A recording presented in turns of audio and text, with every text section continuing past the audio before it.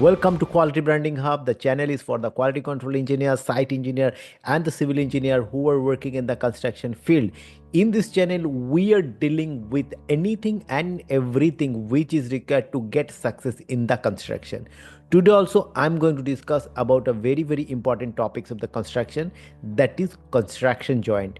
What is construction joint, where to provide construction joint, what are the different types of construction joint. In this video I will discuss each and everything in details, so stay tuned until the end to get the full information.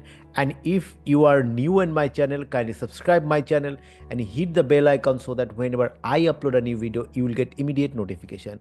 So without wasting time, we'll do the subject. That is, today's topic is construction joint. Now, what is construction joint? Now, suppose you have a floor plate or the slab area is 20,000 square meter. Now, it's logistically it is impossible to do the concrete in one go. What you need to do, you need to make pour by four, pour one, pour two, pour three. Maybe in 20,000 square meter you divide it in 8 part or you divide it in 10 part. So what is this pour one, pour two, that will be in a joint, and that joint is called the construction joint. So this construction joint we cannot provide anywhere in the slab or in the structure. So what is the methodology and where to provide? In this today's video, let's decode one by one. So first, what is the introduction of construction joints? Are planned discontinuities in concrete placement to facilitate construction in stages without compromising structural integrity. As I discussed, that we need to divide the areas for pour by 1, pour 2, pour 3, 4, 5 in sequential. Why? Because in practically it is impossible to do the concrete in one go. That is why we need to divide. We need to divide in pour. But there is a concept that whenever we are dividing into the pour, that we should not compromising with the structural integrity. So that is why we need to place the construction joint at a place where there will be no problem with the structural integrity. So construction joint is the joint between the two pours when the pour is big enough to make concrete in one go, and it is not the random choice, it is a design by choice that this area only we can provide the construction joint. They allow control placement of concrete, accommodate volume changes, and ensure load transfer between different pours. It should be a single slab or single beam, whatever. So that is why load transfer criteria also is to be mentioned. That is why the construction joint, it is not, it is a design parameter that has to satisfy, and according to the design parameter you need to place the construction joint exactly in the same places. As per IS 456, construction should be placed where stress is minimal and should ensure proper bonding between new and old concrete. This is also a very big point, that bonding between the old and new concrete should be proper, because if it is in not a monolithic construction, we have done this concrete pour one today, maybe after 7 days we are doing the second pour, so that old and new concrete should be properly bonded. I will come to the later. So these things we need to be kept in mind whenever we are considering construction joint in our projects, because without construction joint it is not possible to do the projects. It is obvious that we have to provide the construction joint in a manner that should be no compromise with the structural integrity. Next is, what is the types of construction joint? So there are different types of construction joint we can provide according to the project requirement or according to the project design. So what are the different types of construction joint? First is the butt joint. These joints are used where concrete is poured in separate section without keeping dowels, or typically in a non-structural elements. Mainly it is for the non-structural we can provide, but if it is a structural we cannot provide. There is different types of joint. That's a key joint. This involved a key shaped group to provide interlocking and improve shear transfer between concrete pours. So key joint is there is a shear key in between old concrete and new concrete. So it is shear force will be transfer from old concrete to new concrete. See, This is the old concrete and the new concrete, and this is a key. So this key is work as a key joint, is a shear key also. So this is making a proper bonding in between old and the new concrete with a key joint, and that's why it's called the keyway construction joint. Then it's a dowel joint. This dowel joint means in the construction joint we should provide the reinforcement bar. Reinforcement bars or the dowels are used to maintain alignment and ensure load transfer. This is the old concrete and this is the new concrete, and here the dowel bar is provided. So this dowel bar used as a load transfer criteria of satisfying from old concrete the new concrete. This is the pore 1, and again you have to do the pore 2 here, and in between pore 1 and pore 2 there is the dowel bar given for the load transfer or the construction joint. And then another type is tank and groove joint. These joints provided better interlocking and resistance to movements. This here is a key and this tongue. This type also joint we are using, but mainly typically we are using this joint or this type of joint in a slab or in a pavement whenever we are doing concrete. So these are about different types of construction joint commonly used in the construction. Now next part is, we have given what is construction joint, where we are now we need to know location and placement of construction joint, because this is very much important, as I discussed earlier, that where to provide the construction joint. It depends, there are certain things, that what is the load pattern, what is the load symmetry of that structure, where how the load is transferred into the structure. Also this foremost criteria to find out the exact location where we can provide the construction joint. But there are some basic rules, that the best location for a construction joint is typically within the middle third of span in a concrete structure, ideally at the point of contact flexures where bending moment is minimum.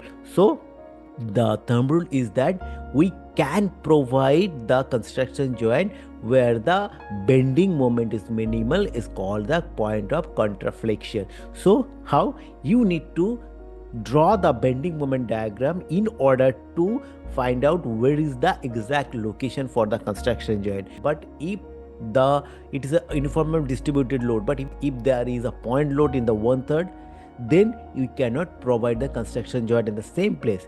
According to the loading pattern and loading structure, you need to do the bending moment diagram, and we need to find out the point of contraflexion, and at the time our area of point of contraflexion we can provide the construction joint. So what is point of contraflexion? See, this is a simply supported structure, and if we do the bending moment diagram, it is like that.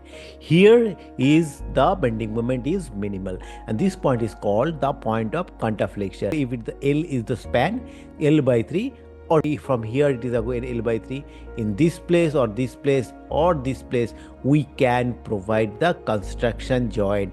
So we have to keep in mind that in any structure the load pattern is different. So according to the load pattern we need to do the bending moment diagram, and we need to find out the point of contraflexures, and where the point of contraflexure is there we can provide the construction joint, which is usually around 1/3 as per as we discussed from support. This minimize stress on the joint and ensure optimal structural integrity. Placing the joint at the point of contraflexure minimize stress connection at the joint, as the bending moment is close to zero at this location. So why you are choosing location at the point of contraflexures? That is, it is a stress reduction, because the bending moment minimum is close to zero. For most concrete structure, the middle third of the span is considered the best location for a construction joint.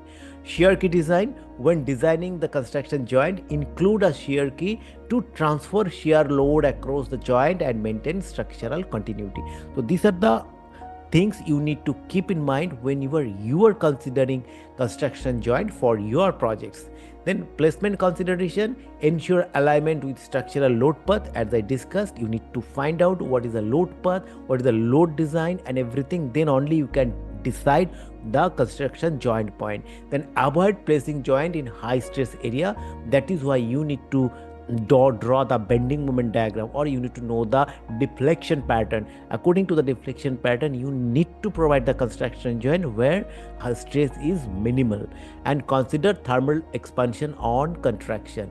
That is also a valid point whenever we are designing or we are considering any construction joint, because in any structure there is a thermal expansion and contraction. For the thermal expansion and contraction also stress is generating, so that also you need to consider whenever you are selecting construction joint for your projects. So these are about the location and placement of the construction joint.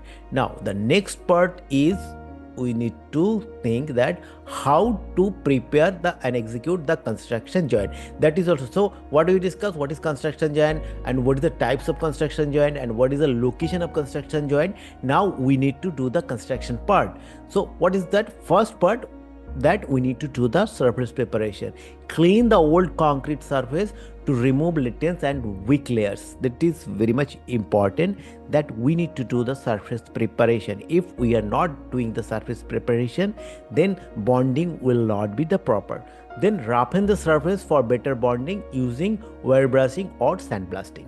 Then you need to apply one coat of bonding agents. Use epoxy resin or cement slurry to enhance adhesion between new and old concrete. Now this concrete is already set. Now we are pouring the next concrete above the old concrete or the already set concrete. Now how they will bond? You need to provide a bonding agent. So this bonding agent will act as a layer in between old and new concrete, and they will make adhesion within the old and new concrete, so their bonding will be the proper.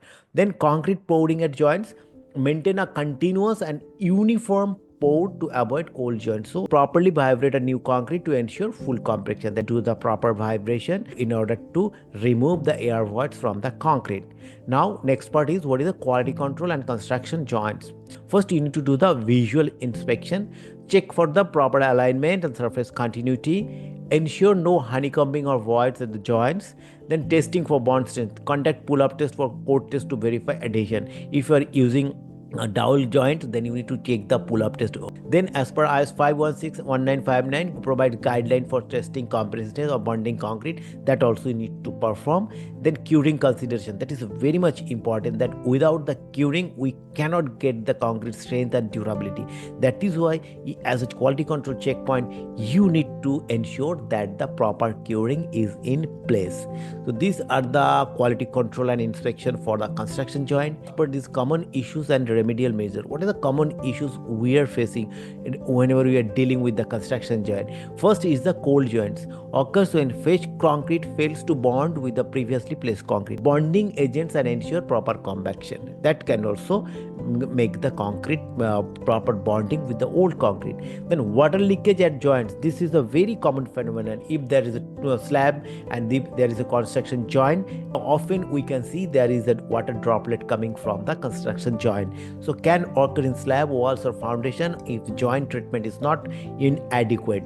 Apply water stop, sealant and epoxy injection. So if it is required, you can use the water stop also in the joint. And another is cracks in the construction joint due to shrinkage, settlement or inadequate bonding. So what is the solution? Reinforcement continuity, proper curing and control placement. That also can mitigate the cracks in the construction joint.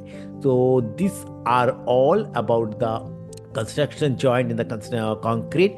I hope you find it useful, and if you find it useful, kindly subscribe my channel and hit the bell icon so that whenever I upload a new video you will get immediate notification.